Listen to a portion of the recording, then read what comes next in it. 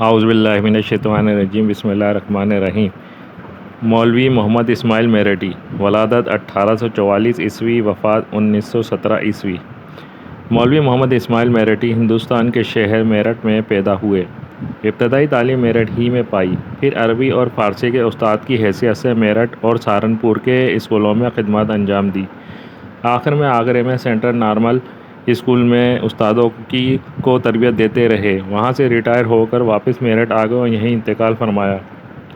اسماعیل میرٹھی کا شمار بچوں کے اہم شاعروں میں ہوتا ہے۔ بچوں اور نوجوانوں کے لیے بہت سی اصلاحی اور اخلاقی نظمیں لکھیں۔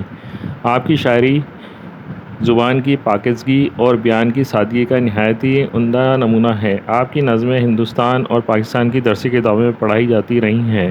آپ کا سارا کلام کلیات اسماعیل کے نام سے شائع ہو چکا ہے۔ درسی کتاب میں شامل حمد اسی کلیات سے لی گئی ہے۔